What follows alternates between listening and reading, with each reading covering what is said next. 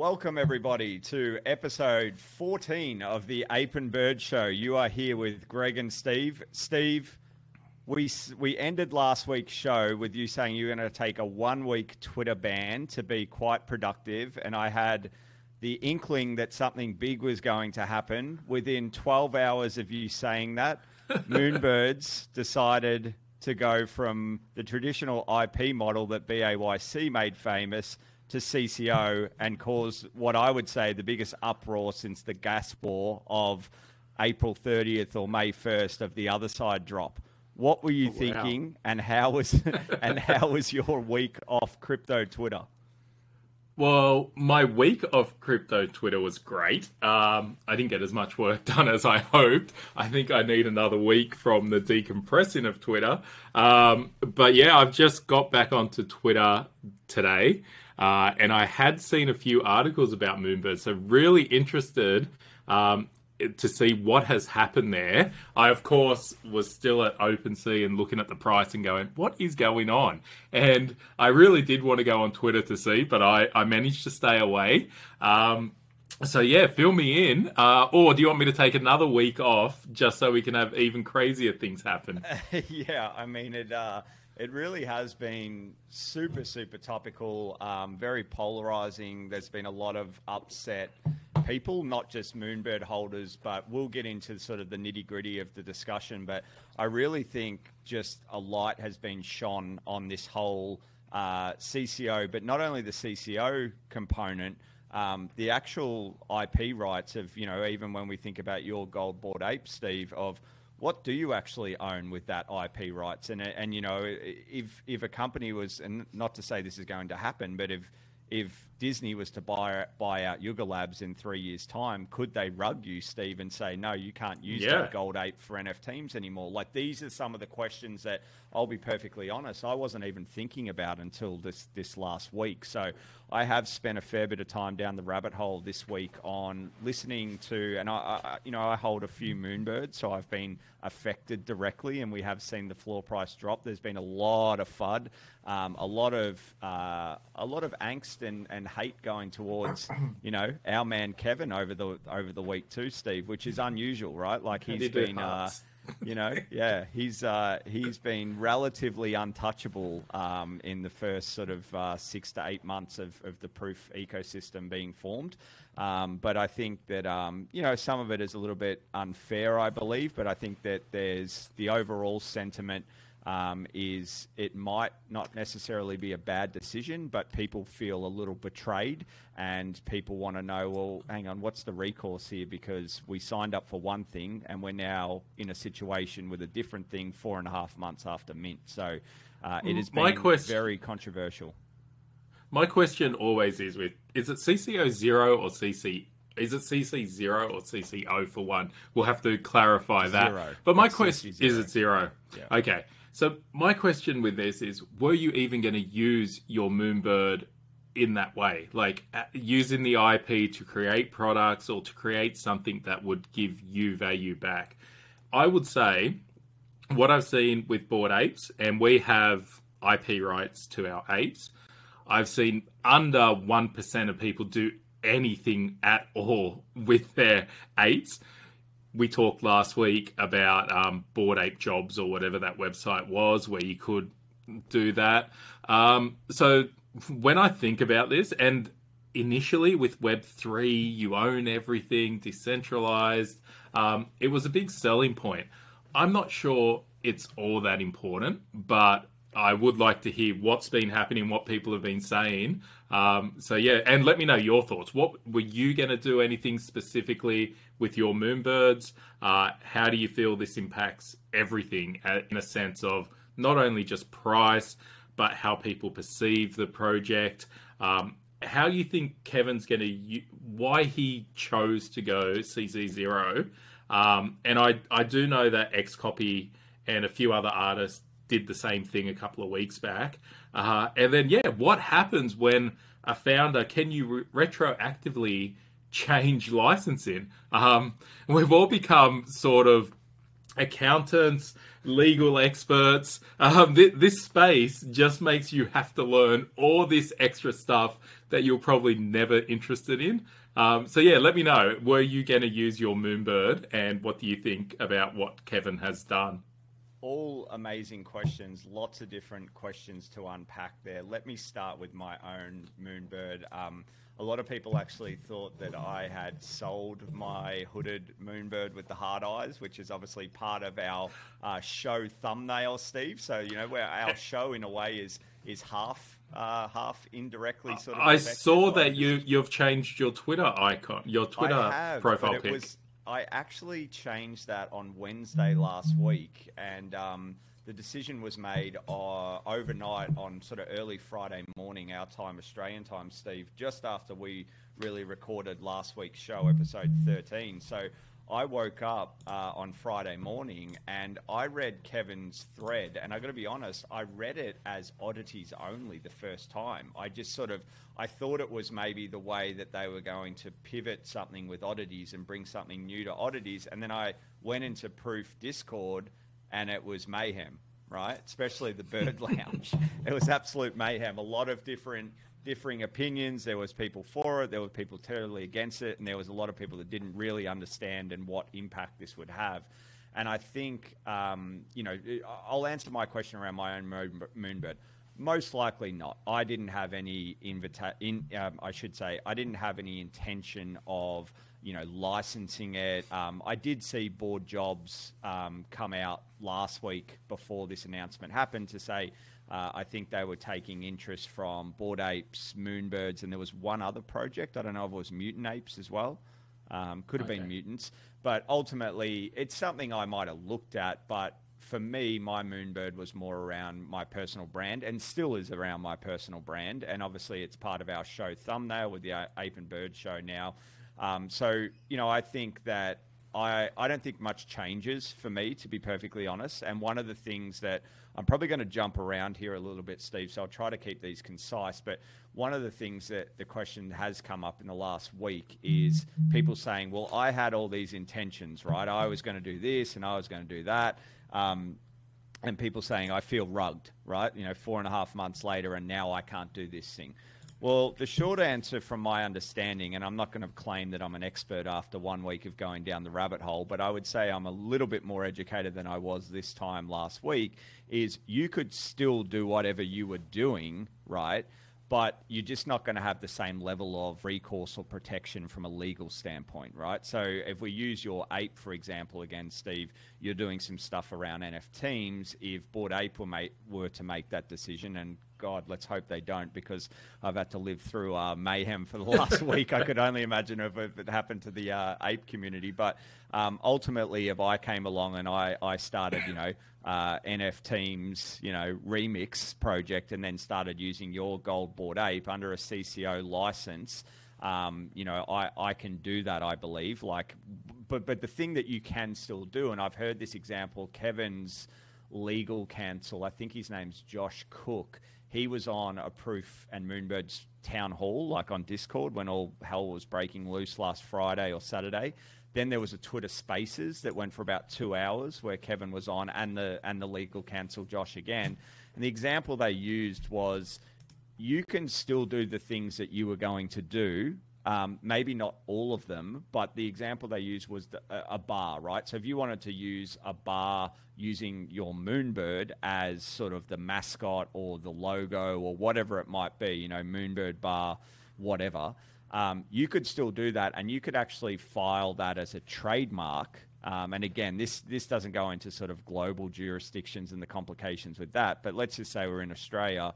You could file that as a trademark and say, this is my bar and this is the image that is associated with this bar, and have some type of legal protection so that if another bar come along next to you that was essentially identical, you could still have a level of protection. Where you won't have as much protection is obviously if someone just uses your Moonbird on something unrelated that isn't trademarked, like on a coffee brand or wine, or, t-shirt label, whatever. Like if someone wants to use my Moonbird now and do a clothing line, from my understanding, technically they could. Now, really they could anyway with an IP license. It's just that I would have to either go cry to Kevin and Justin and say, hey, get your lawyers because someone else is using my Moonbird, or what I think what they're saying with a lot of Bored Apes is sort of like if someone's using your Bored Ape, you're left to sort of get your own legal counsel and try to get a takedown notice that way.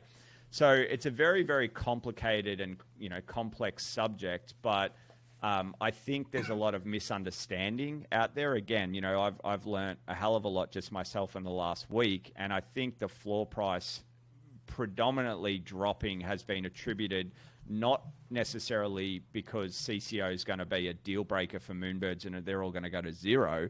I think it's been the level of miscommunication or the level of trust that has been broken from some Moonbird holders that feel like they've been rugged perfectly. That's probably the perfect way to put it. We've heard the term bait and switch a lot the last sort of 4 to 4.5, I should say over the last 4 to 4.5 months, it's been one way. Now it's pivoted to the other way. So it has been a massive talking point. But to your point around how many people are actually monetizing their IP out there, and not just from a Bored Ape perspective, but we know that there's been many copycats of Bored Apes in terms of that IP licensing, whether it's Cool Cats, World of Women, like a lot of PFP projects have followed this model, right, of what the Bored Apes have really made famous. Sergito, I've butchered that name, but essentially the king of Meebits guy. Yeah, Meebits, yeah. He put out a tweet the other day, which I thought was interesting, and he said, while 99.99% of NFT holders will never license their assets for commercial use or hundreds of thousands of dollars, removing the optionality or potential to be amongst the 0.001% who does have a massive impact on price. Why? Because humans are really bad at pricing optionality. And he goes on to further say, as we assign much higher value to hopeful things, hopeful being in inverted commas, he talks about, think about it, FUD is literally the opposite of hope. When you remove the small chance that you will be one of those folks with lottery-like results, then you remove the hope and you are left with FUD.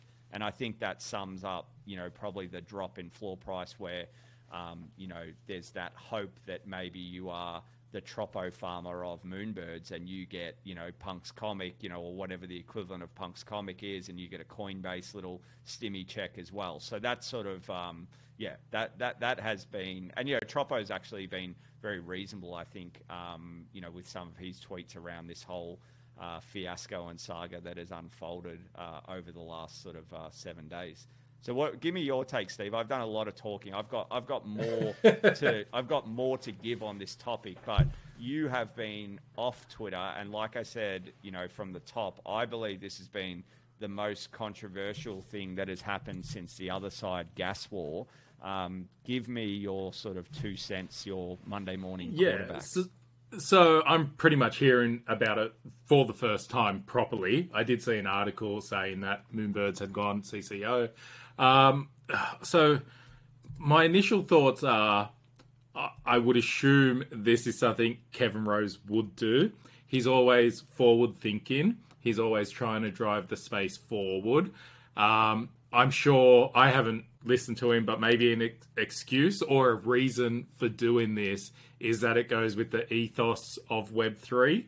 And he's friends with these artists such as Xcopy and they would have seen this happening in that space. And maybe he thought that being the first, actually, it's not the first to do it. So there are a lot of free mint projects. I think Goblin Town is also CC0. MFers. So there are a few.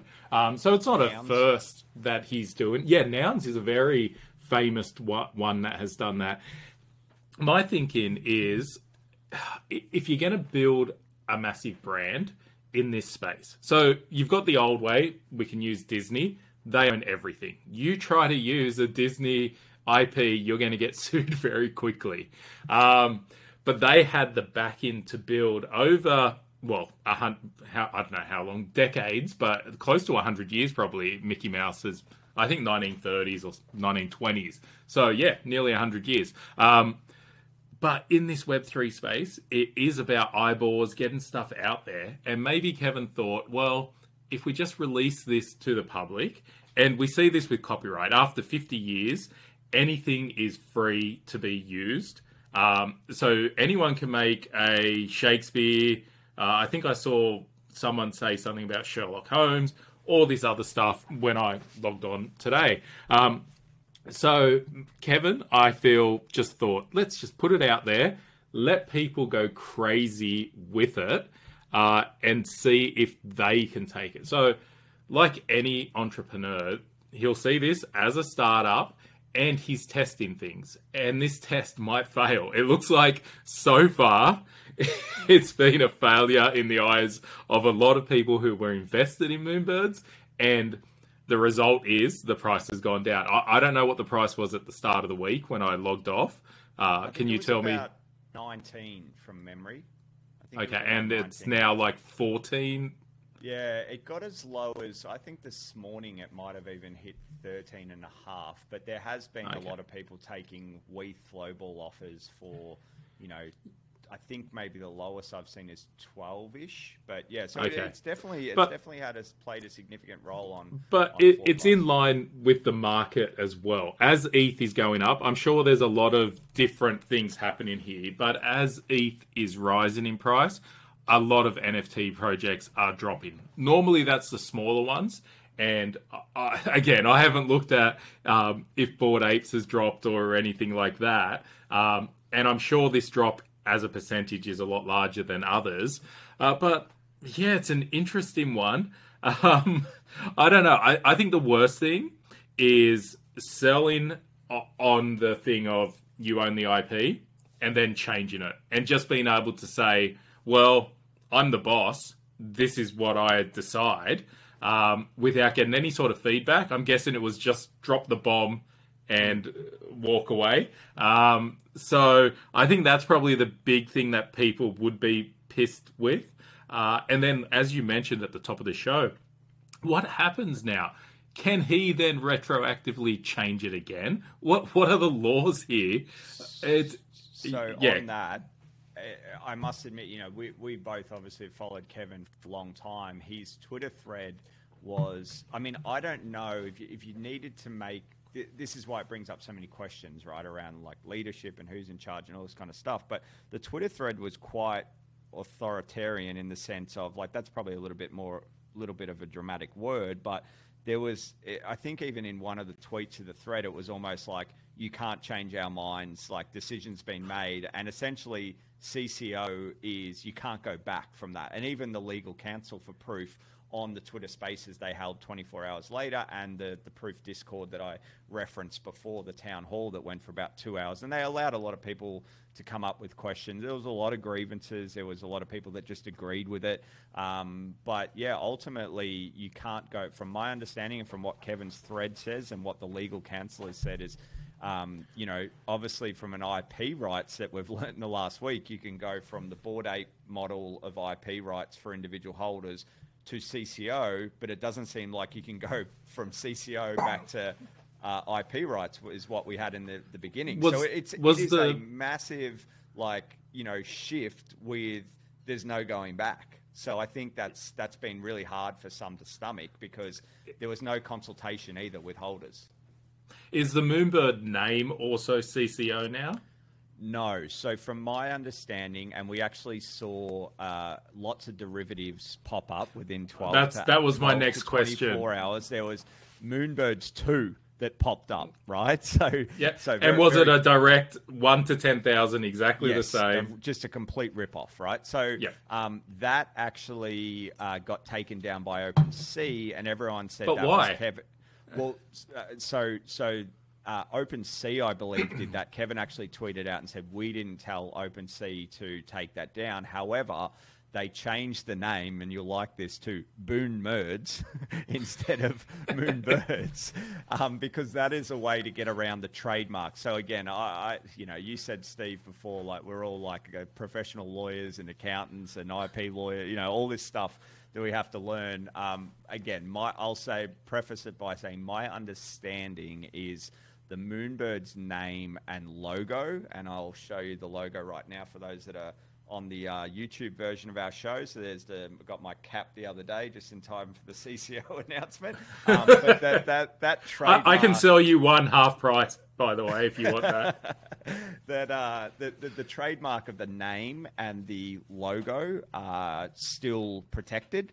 But essentially the individual artwork of each of the 10,000 are not, and that extends to oddities as well. So, you can't go and make a Moonbirds gin with the Moonbirds name and logo, but you could grab my Moonbird, my artwork of my Moonbird, and go make a gin that's called Moonbirds Hoodie or whatever, and make that gin. I was tempted to change my Twitter PFP to your bird when I did see it today. I think one of the interesting things, and I was actually speaking to a lawyer before this, Steve, before we recorded, that I regularly catch up with, and the thing that we were tossing around, and I think Kevin referenced this on a few of the spaces that they did, is, and I'm not defending the decision. I still don't really know where I sit. I think I just understand the pain points of all sides. I actually think down, I think this is probably going to be a longer term better move, because you don't have to play legal whack-a-mole. You can be more focused as a company and grow. I just don't know how you police a global internet, because even some of the things that Kevin and Josh, the legal counsel, were talking about is very US centric, right? And it's sort of like, you guys are not even talking about other jurisdictions, and you can't even police the American, you can't even police inside the four walls of America, let alone globally. But back to the point I was going to make around provenance. The reason we're sort of here today, Steve, to a degree, talking about NFTs and this technology is because blockchain has been the pivotal difference in, we hear about right-click save, and, you're going to grab my Moonbird now and put it on your Twitter profile, and that's fine. I mean, I can do that with yours, but you can't do the hexagon, right, on Twitter, right? That's the way that we can prove it on Twitter, but the truth, the single source of truth, is the blockchain. So if someone wants to say they own your gold bored ape, if someone wants to say they own my hoodie Moonbird, that's fine, but we know the blockchain tells the truth, right? So there's only one true holder. So really, in a way, I think a lot of the weight of this decision has been put on, we are making a bet on the technology rather than legacy sort of systems and governments of playing IP lawyer whack-a-mole all around the world. We are just saying the art can run free, but ultimately there's only the true owners are the ones that are backed by the blockchain that delivers provenance. Does that make sense, what I'm sort of saying there? It does, but then, as you say, we can use Twitter as the example there, and I can prove that I own my gold bored ape with the hexagon because it connects to my wallet. It verifies it on the blockchain. I actually removed Twitter Blue, which allows that this week, because in my free time this week, I moved my gold ape and a few other assets to more a safer wallet again. And there was just no point to doing it. But if someone was to put up, look, it is tough. If someone was to put up a copy of my bored ape as an NFT with their own collection, I could probably get that taken down, especially off Opensea. Whereas now, as you've seen, I could buy your version on this Moonbird Nerds or whatever it was, and I could have a hexagon of that. And the majority of people that would click on that to make sure it was that correct collection would be very small. So, but you are right in the fact that everything will go back to that blockchain. You can copy to see if that contract, which is the Moonbirds contract, and you own that NFT from that contract. So yeah, you can always go back. My next question would be, what did Kevin Rose say was the real reason? So did he just say it's a legal nightmare, we don't want to have to deal with it, so we may as well make it open? Moonbirds as a project isn't about being able to use your bird for IP rights. We're building something much bigger. What was the main reason he gave for doing this? Yeah, there was multiples, but the sort of legal burden that the Proof team has been under since they launched was definitely one that he was quite open about, to say that they are spending an incredible amount of time and money, resource-wise, playing legal whack-a-mole of trying to get, fake and derivative collections taken down off Opensea, and, things are popping up left, right, and centre. But doesn't that go against him just saying, well, the blockchain proves it anyway? If they're derivatives, you can just say, well, it's not the right contract, like you were saying with the Twitter thing. Yeah, I think there's some truth to that, but I'm just citing sort of some of the verbatim that he was talking about. So there was definitely an aspect of, we don't want to spend time and money on playing legal whack-a-mole, and we're just going to let this art of the Moonbirds run free. There was also, he did reference a number of, like you mentioned, Xcopy before. And, there's been a lot of Moonbird holders that sort of saying like, oh, what are you doing? You're just following your mate Xcopy. This is a knee-jerk reaction. This is on the FUD side, right? I think it's probably been more of a deliberate action, but I think that the way it was communicated, it felt like it had been done on a whim. Like, it felt like Kevin woke up and just decided, bang, we're changing this. I don't personally think that was the case, but many people have said that that's what they felt like. The other thing that he spoke about was, he feels like, Moonbirds, when you look back and everything's all said and done, he did say it's a risk, but he thinks being now the biggest PFP collection that is CC0. I mean, we talked about cryptodes and MFers and things like that before, but when you think about Moonbird's impact, even though they haven't been around as long as those other two projects I just mentioned, well, actually Nouns, Kevin did give credit to Nouns as well, but that's probably a little bit different of a project than, say, the 10K Moonbirds, where you got one a day. There's little Nouns now too, but he believes that many PFP collections will follow suit. My personal hunch on it is too that he wants to have a point of difference to Bored Apes, and he's initially decided to follow the Bored Ape model, and then 4 months later pivoted to CC0. So there was the legal implications. The other thing I haven't mentioned at all today, Steve, and I had forgot, but they haven't given a lot of information on it yet, but they're actually going to set up a DAO. So one of the other burdens, let's call it, they've had is a lot of Moonbird holders have been going to the staff at Proof and saying, we've got this idea, we want to do it, like we want to make Moonbird's gin or Moonbird's coffee or blah, blah, blah, blah. And they've almost been asking for approval.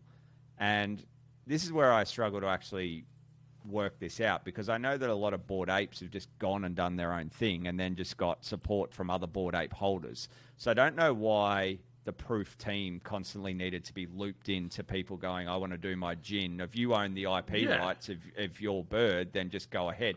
Bored Apes made it simple. They just said, do not use the name Bored Ape Yacht Club or our logo unless it's attached to your character. Correct. Otherwise, go nuts. So this is where I think the difference is going to be with this Moonbirds DAO.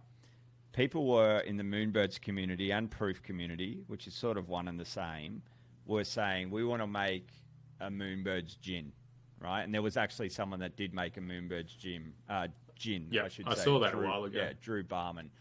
So is his last name really Barman? Yeah, it is. It's actually Barman. Yeah. Nice. I met him in New York. He's an absolute character. So shout out to Drew. But my last name's Drinks.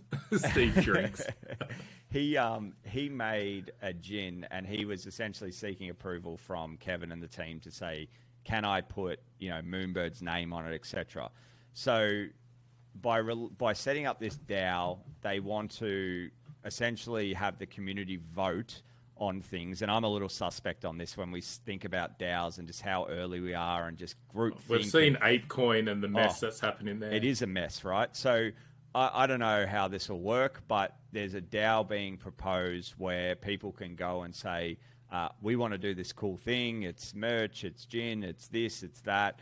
And the community can vote on it as to whether they want to lend the Moonbirds name and I think even potential logo to that initiative. So it's no longer about the art being used in the example you were just using with Bored Ape, where you could put your gold Bored Ape on a bottle of gin and sell it, but you can't use... Or a shirt with a logo. Yep, for those that are watching on the YouTube. So you can do that, Steve, with that shirt, but you can't actually put the BAYC logo or Bored Ape or the skull name, right? Yeah, the skull. My understanding with this DAO is you will be able to if your proposal gets accepted, right? So what are the voting amounts? Does Kevin have a huge amount of votes, or is it one Moonbird? There's 10,000 votes and each Moonbird's just one? All great questions and all questions that haven't been answered yet. So essentially, you know, Josh, again, the legal counsel was talking about there'll be more information around the DAO sort of soon, but I think they are going to be more collaborative with how the DAO is going to be structured rather than coming in with the big judge hammer and just laying it down like they did last Friday saying, this is the decision's been made. We know we didn't consult you, but there's sort of like, it's bad luck. So look, that's a lot of time we've spent on Moonbirds. My final sort of take is, as I mentioned before, I'm quietly bullish on where this goes for Moonbirds, but there's been short-term pain, and I am a little concerned in the shorter term that there's been a level of, one of the reasons that Proof and Moonbirds has been made so successful so far is the trust that Kevin has had, and it has taken a massive hit this week. There's no doubt about that. I'm still firmly in the camp of, I think, you know, it's a jockey I still want to be riding in terms of like where this goes. But, you know, I think every project has to face a lot of adversity at some point, and definitely Moonbirds and Proof are being dragged through the hot coals right now. Yeah, well, if it gets under 10 ETH, I might have a look at buying. But just initial thoughts as well are that we're going to see a heap of derivatives or just blatant copies over the next month or so. And then it will die off to an extent that no one will do anything with the images.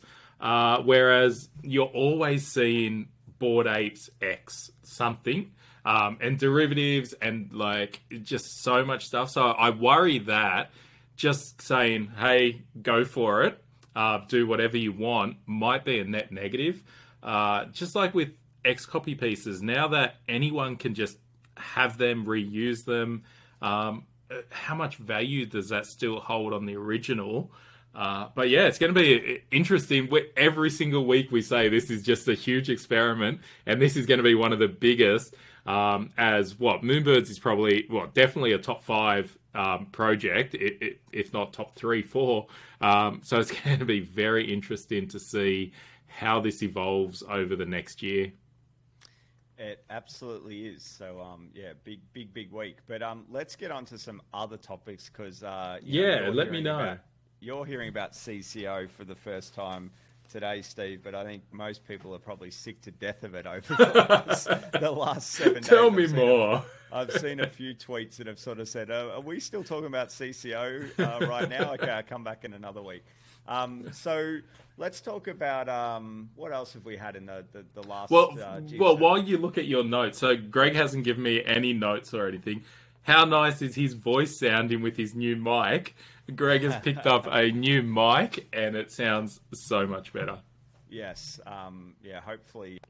Thanks, everyone, for sticking with my subpar audio quality over the first 13 shows, especially when I was at VCon yelling at you all. I listened to that one back the other day, the segment. I was on the floor. I don't know how people tolerated that one. But, we do have the mic set up now. Opensea news, Steve. So Opensea, what have they done? From this morning, we know the stolen items policy has been a massive issue, right? Over the... Yep. I bought one. I had bought an other deed. It was a WETH offer on a specific other deed, and it got taken after probably a week. And then I didn't even know for about 2 weeks, came back to it and saw the big red line saying, this has been reported as stolen, you can't resell it. And it really pissed me off because I had no idea, had no recourse. I haven't even looked at it again. I had no plans to resell it. Didn't know it was stolen. But yeah, it puts me in a very difficult position of ever trying to resell it. So yeah, what have they said about this? I know before last week, for months, there were people absolutely hating on Opensea because of the stance that they had taken on this and how easy it was to lock up an NFT that you can just say it was stolen and then that was it.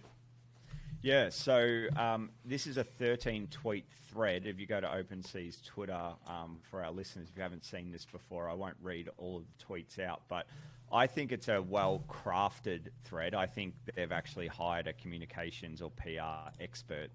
Their recently. third employee. Yeah, this is much better communication style and crafting than previous comms I've seen from Opensea.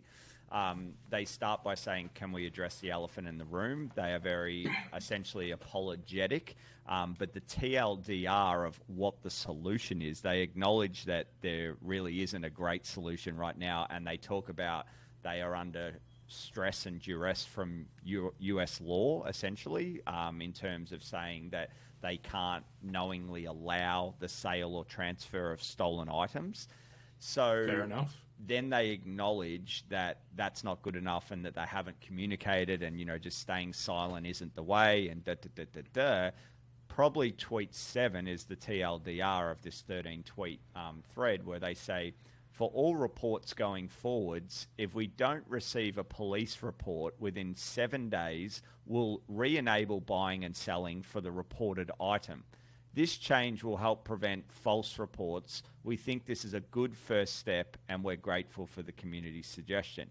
So TLDR, you have to now, if you, and I'm assuming this is just for the US market, you lose an NFT or you get scammed, whatever happens, you have to file a police report. I think our friend, Friendly Jameson, actually sort of did a little bit of an ingest tweet and said, oh, great, so the solution is to bring the police into the blockchain and to police it that way. So interesting. It seems like probably a little bit of a Band-Aid solution to a bigger problem at this stage, but I think it's making some progress.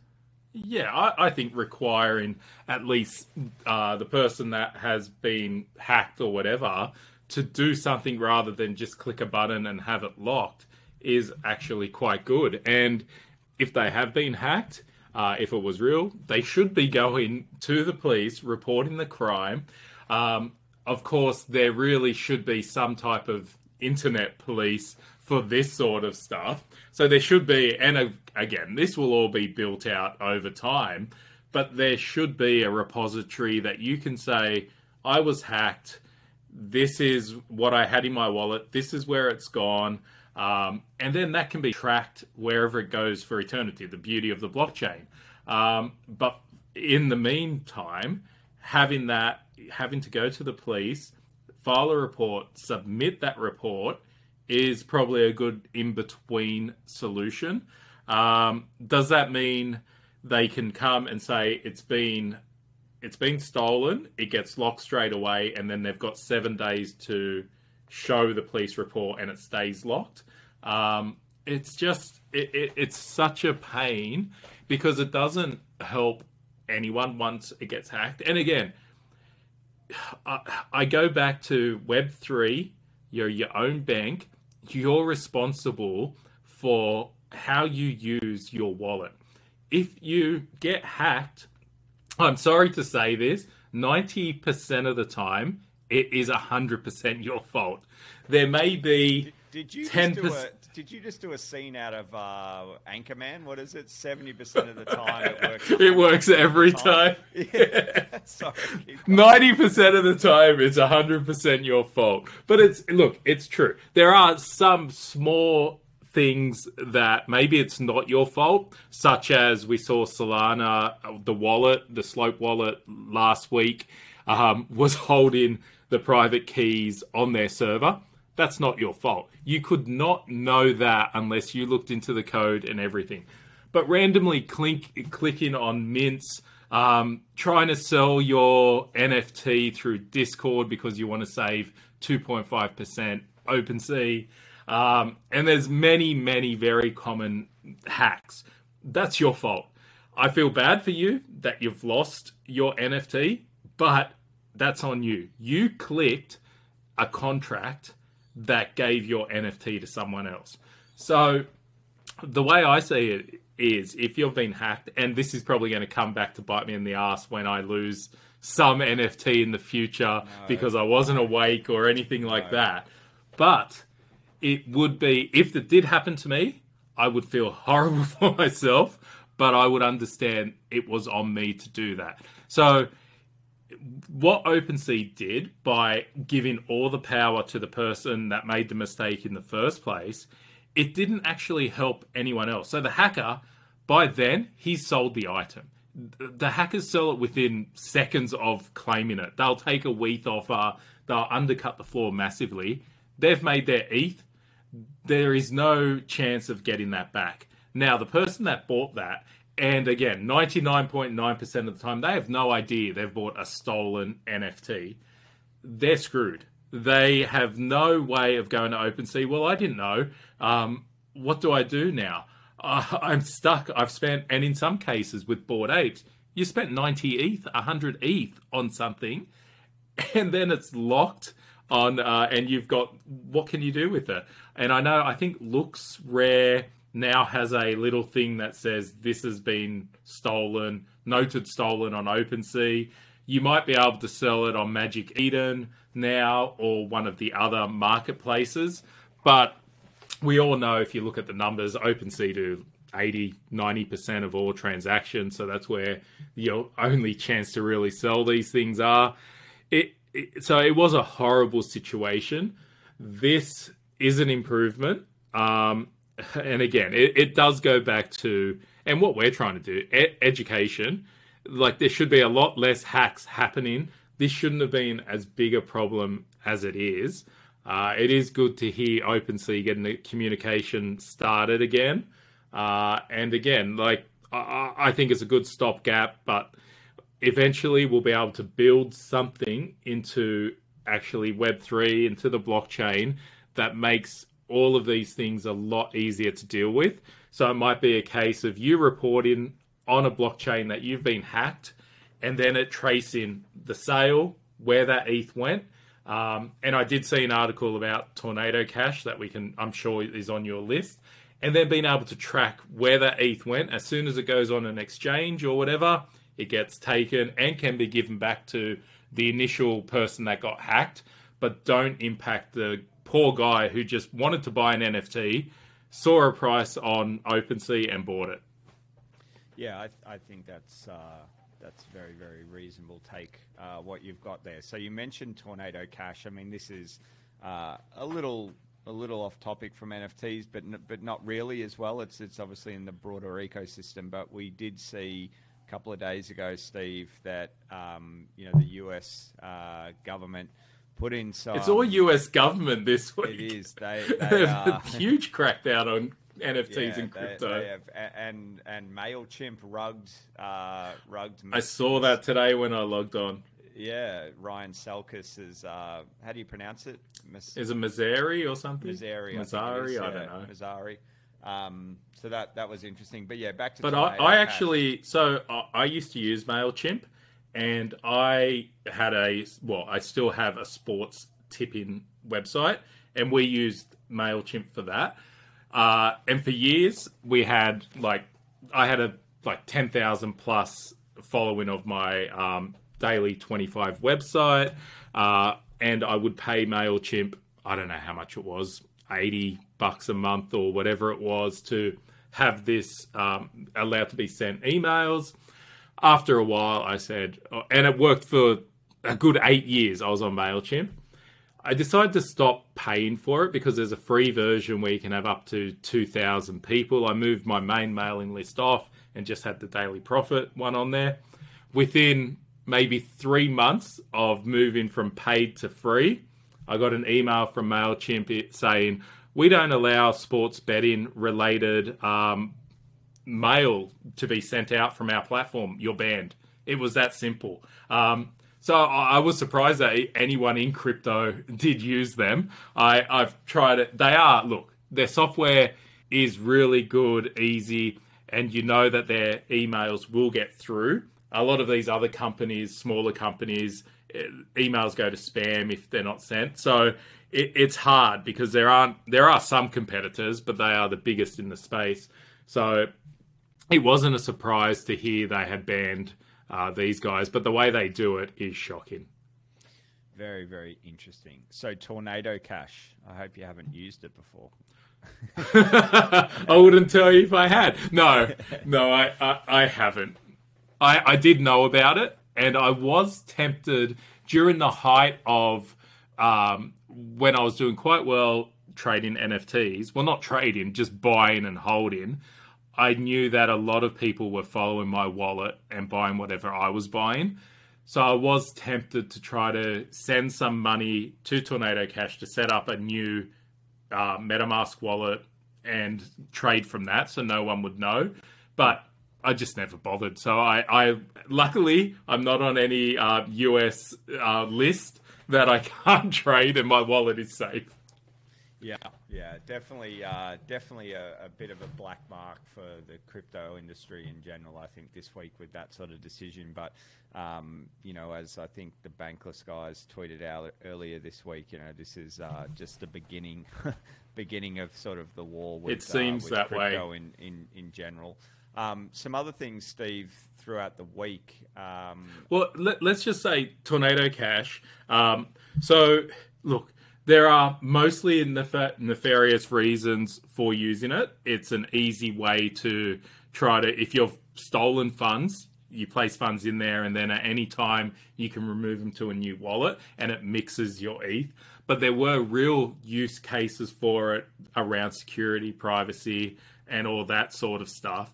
But I saw that USDC, which is Circle, they actually, any money in there, so if you had USDC coin, which I have used a lot, and had USDC in Tornado Cash, they've locked that. So you could, I don't even know if you can move it anymore. And I always thought USDC was the safest of them all, but the fact that they can just say, all right, it's locked, it's done, you've lost your money. But then I wanted to move on and ask if you had seen that the Australian RBA have started working on their central coin, and they're going to start testing DC. Yes, I had forgot how to say it, but and they're going to start testing fairly soon. So, what are your thoughts on Australia doing it, and then of course every country is going to have a central bank digital coin? Yeah, look, this is not. My thoughts are like, of course, governments are going to want to do this and experiment, and I love the NFT space because I'm not a decentralized maxi, right? Like, I think that we still need people to take our garbage away each week, and we still we still need services, and we are very fortunate that we live in Australia, Steve, where there's some stuff that could be better, but we do not live in a third world country. We're very privileged from that degree. So the lens I approach this from is knowing that I've had a pretty good life and upbringing, in the sense of I haven't had to worry about too many things in terms of corrupt governments and things like that. So I've never been hard on one side of the or the other in this sort of discussion. But I do see more and more in this sort of, it seems like the world is more volatile. I think that's a pretty objective statement to say over the last couple of years. And I can see the push and the legitimacy of people trying to push for a more decentralized sort of world. But ultimately, I just think that I might not win many fans with this statement, but I think we do need governments to a degree. I don't think, so for them to just sit back and go, well, sure, let's you guys just run around the back door and do all your Ethereum and Bitcoin, and we'll have nothing to do with it. I just think was probably always going to be unrealistic. But I'm just not. I don't come from a finance background, or sort of, I don't dip my toe a lot into sort of these realms. So, I just think it was always inevitable that this was going to happen. I just don't know how it'll all fit together. If a CBDC does end up sticking, then, what happens to everything else? I don't know. I think similar to the internet, we always talk about, well, is it this or is it that? I think it's just going to be everything, right? Like, I remember reading a friend of mine's book, The Great Fragmentation by Steve Sammartino, and I think that's what the internet has introduced, right? We just go long tail everywhere. We're just more and more fragmented, So I don't know if that answers your question, but yeah, I just think it was inevitable. Yeah, and look, you're right. And we do need governments. Tax pays for everything we use, so there's no issue there. The worry becomes when, and we've seen it over the last very volatile few years, where a lot of trust in governments have been lost. And you could go back to Trump and all this sort of topics for another podcast, really. We're getting very away from we're getting way out of our. But look, the big concern is that blockchain and being able to control money to the degree that a central bank will be able to, if it's digital, and knowing. So at the moment, we've got cash. You can go and buy whatever you like, and we're slowly becoming a cashless society. But when you buy things with cash, it is anonymous. So it's like using a tornado cash in a sense, as if we go back to that. But that's fair.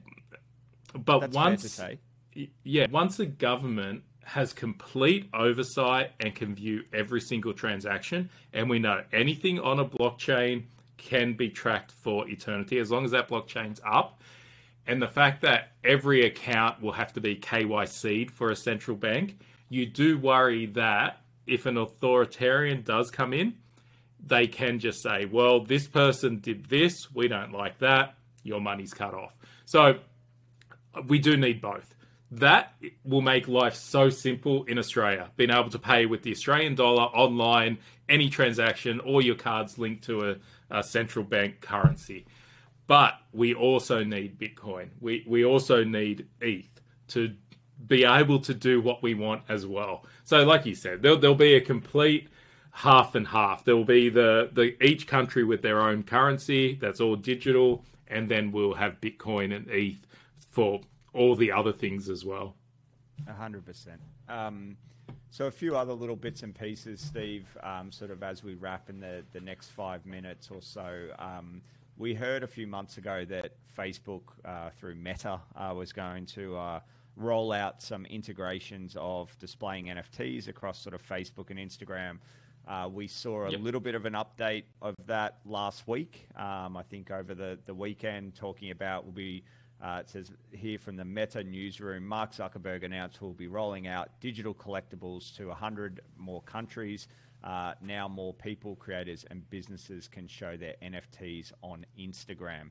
I am incredibly bullish on this, right? And it's really, I think this is a nothing burger. Let me hear your take. I'm going to tell you why. I think in the grand scheme of like Instagram, and knowing that, still when you see like a brand or a celebrity try to shill an NFT on Instagram, 95% of the sentiment is, oh, it's a scam, not you too. Oh, you've been on the hook. It's Instagram is still not the place for NFTs. The heartbeat is on Twitter and Discord. We know that. The funny thing is, you would think Instagram would be. It is a visual platform, whereas Twitter has always been text. So it has been bizarre to me that Twitter was the place. But I guess it's because it's more that social way of being able to talk with NFTs and community.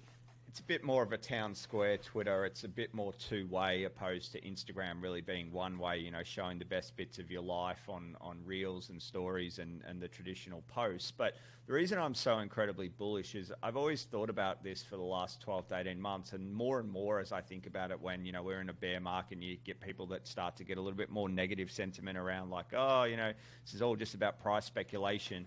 The real use cases and the real way to go to mass adoption, in my opinion, is that we need more ways to display NFTs, and not just traditional NFTs that we spend most of our time talking about here, Steve, with, Bored Apes, Moonbirds, Doodles, CloneX, all the rest of it. But it's actually going to be the next iteration of social media, in my opinion, right? So at the moment, if we want to look someone up, their digital footprint is going to live maybe a little bit on Google, a little bit on Twitter, a little bit of like LinkedIn, Instagram, whatever the social platforms that they are on. And you get an insight into who that person is and what they care about.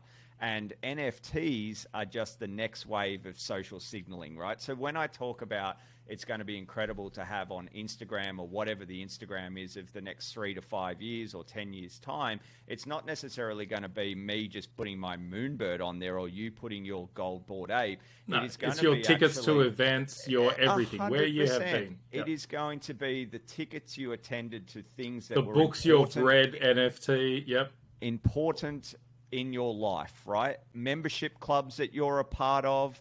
If you are in whatever the digital Soho house is of the time, then you are going to have that NFT displayed. You are going to make connections with other people that have that same NFT. It is going to be a massive extension of our social signaling and our digital footprint. And I think that we are grossly underestimating how important NFTs will be in this context. So I'm very, very excited to see this slow rollout. How good would it be if you had a Twitter and it just automatically connected you or followed people that had similar NFTs in their wallet? So I had to manually follow all these Bored Apes at the start, and you see the ape follow ape thing. There should be something that it's verified, I can do it. And then you can use that NFT graph or whatever we're going to call it that says, well, this person seems to be this. And Facebook has made billions of dollars by their social graph. But yeah, there will be an NFT /communities/ what you love graph that you can be provably. And yeah, it's just going to make life easier because then I can find like-minded people. I can see what they think about as well. But for this whole space to go global, it has to be mobile. That's my guiding light. Once I see that all of this stuff that we have to do on desktop, it can be done easily on a phone and safely and securely, that's when I know the crypto space and NFTs, well, not NFTs, NFTs are really going to start to take off. I agree with that, and thank you for the paid promotion to Solana Mobile. No. Don't ever use bots or any of those. That's my pet hate. Yeah, all of these. So sorry, I know you've got to go. We've had a lot of, I've been in a lot of discussions with a lot of sporting clubs, and every single team comes with their, we're going to onboard people through these new layer ones and everything. It's a pet hate. Build on Ethereum. Anyway, I know you've got to go, so I'll let you. No, that's fine. We will wrap it up for this week. But good to see you back. Are you going to be back on NFT Twitter, crypto Twitter, in the next 7 days, or are you having another week off? Yeah, I've already tweeted. I'll probably I reinstalled the app last night, to be honest, and have been scrolling through. It was nice, but I did miss the 10 KFT crate drop because I wasn't there. I managed to get in the other day, and you do miss a lot. Like, this is a 24/7 non-stop space and a week away. I like the stuff that you talked about, and I'm sure I missed so much more as well. So I'll be on for a while. I plan to take a month-long break, maybe after players are launched. But until then, I'll be back on Twitter and back here every week as well. Well, we look forward to a shit post or two over the next couple of weeks. Let's hope so. Thank you, everyone, for joining us on episode 14. We will be back next week with episode 15. Awesome. Good seeing you, and speak to you next week.